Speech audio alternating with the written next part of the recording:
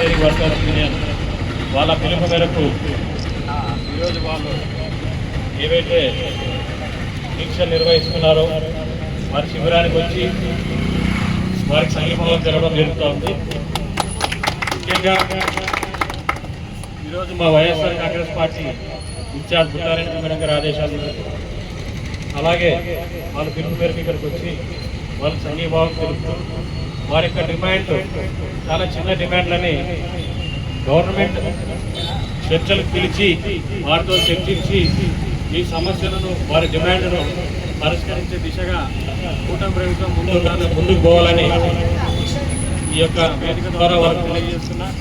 ఎందుకంటే వాళ్ళు అడుగుతున్నది 15,000 జీతాన్ని కట్ చేస్తూ కటింగ్ కోడ్ 13,500 రూపాయలు వస్తుంది. 13,087 రూపాయలు వస్తున్నాయి. కానీ వాళ్ళు అడుగుతూ ఉండేది నా టెక్నికల్గా 24,500 రూపాయలు, టెక్నికల్ వాళ్ళకి 29,500 రూపాయలు వారు అడుగుతూ ఉన్నారు. వాళ్ళ కష్టాన్ని గుర్తించి వారికి ఈరోజు మనం 35 రోజులు వాళ్ళు దీక్ష చేస్తున్నారంటే 35 రోజులు మేము చాలా ఈ ఎమ్నూరు నియోజకవర్గ ప్రజలు, ఎమ్నూరు టౌన్ ప్రజలు ఎంతో ఇబ్బందికి గురవుతాం.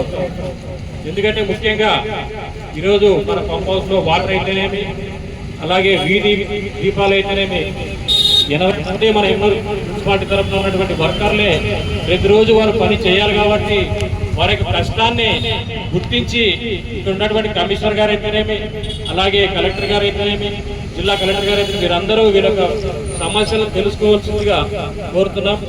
ముఖ్యంగా 24,500 రూపాయలు నాన్ టెక్నికల్కు, 29,500 రూపాయలు టెక్నికల్ వారికి అమౌంట్ ఖచ్చితంగా వారికి చేసి వారి యొక్క సమస్యను తీర్చవలసిందిగా కోరుతున్నాం. అందులో భాగంగా 4వ తేదీ నాడు కూడా మా ఇన్ఛార్జ్ బుట్టారెడ్డి మేడం గారు కూడా ఇక్కడికి వచ్చి వీరికి సంఘీభావం తెలపడం జరిగింది. కాబట్టి సమస్యలు ఏమున్నా మా పార్టీ ముందుంటుందని, అలాగే వ్యక్తిగతంగా మేము కూడా మున్సిపాలిటీ పరంగా మేము కూడా వారిలో సభ్యులుగా ఈరోజు ఉన్నందుకు సంతోషపడుతున్నాం. కానీ వారి యొక్క సమస్యలు తీర్చలేనందుకు బాధపడుతున్నాం. కాబట్టి ఇంకోటి వీళ్ళకు పర్మనెంట్ ఉద్యోగాలని, పర్మనెంట్ ఉద్యోగస్తులు కాదు, అవుట్ సోర్సింగ్ ఉద్యోగస్తులు మాత్రమే. కానీ ప్రభుత్వం వారు మీరు పర్మనెంట్ ఉద్యోగస్తులను చెప్పి వీరికి సంక్షేమ పథకాలు ఎటువంటివి రాకుండా చేస్తాం. కాబట్టి దయచేసి మీరు పర్మనెంట్ ఉద్యోగస్తులు తీసేసి అవుట్ సోర్సింగ్ ఉద్యోగస్తులుగా వారు దాంట్లో గవర్నమెంట్ వారు గుర్తించి వీరికి సంక్షేమ పథకాలు కూడా అందించే విధంగా కూటమి ప్రభుత్వం చర్యలు తీసుకోవాల్సిందిగా కోరుతా ఉన్నాం. ఈ సమావేశానికి, ఈ యొక్క దీక్షకు, శిబిరానికి ఆహ్వానించినటువంటి ఈ వర్కర్స్ యూనియన్ వారందరికీ ప్రత్యేక ధన్యవాదాలు తెలియజేసుకుంటాం. Thank you.